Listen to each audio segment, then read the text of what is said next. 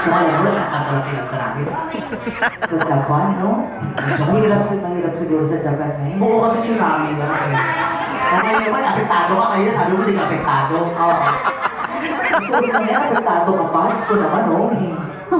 So, lalang ang attorney kayo, no? Patunayan niyo naman ang attorney, asawa niyo.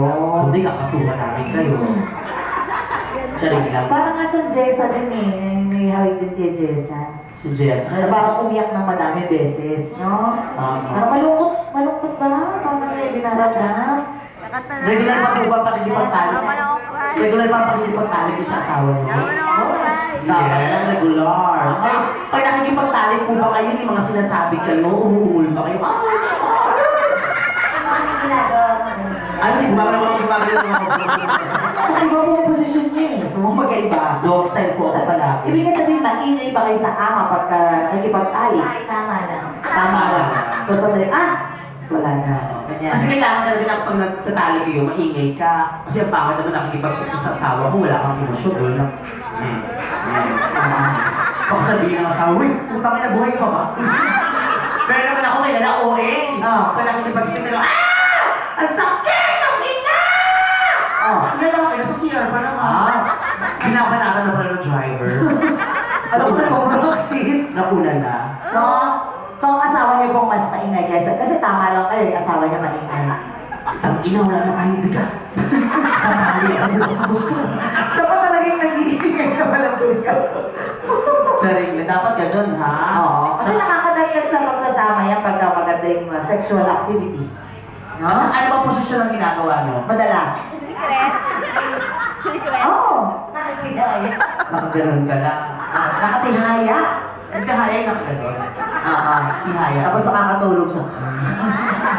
Kasi nahanginan yung pepe. Nakatulog. So parang ang sex nyo, ang style nyo, babae, mga missionary position. Yan. Yung babae nasa ilalim, lalaki nasa ibabaw.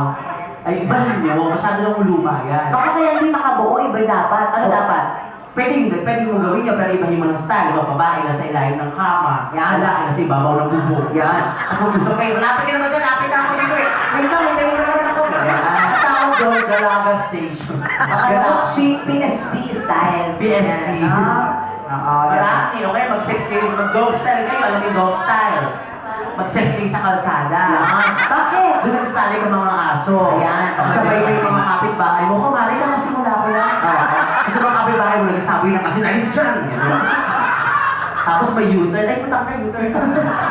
Ako din ng EDSA, no? Ganon, kami ng boyfriend ko, adventurous kami. Pag nagsisex kami, nagsusot kami ng condom. You glow in the dark. Tapos pinapatay namin yung ilaw. Yung aking kulay red is kulay din sa kanya. Ang ganda ng titi namin, parang Star Wars, yung mga ganun ganun. Pero pumasok ka na kulay yellow, sinubong ka. Sino yun? Tatay ko pala ang puta. Sabi sa akin, absensya na, summer job lang. Ikaw ba nagbayad sa tatay mo to rin? Isubo mo? Ito matay, pasensya ka na. Ito, ikaw na naman! Siya na naman talaga. Diba? Malungkot, di ba? Malungkot eh, kahit anong gawin mo eh. Oh. Nakainom. Oh, yan, lagi iiyakan. Dapat pag-uwi mo, ayain mo yung asawa mo kasi nakainom ka na. Eh di upuan mo bigla kahit tulog. Ako gano'n, isa mo ka mapagising. Sabi ko lang, kitang ina sino nagtapon ng basura. Ako to.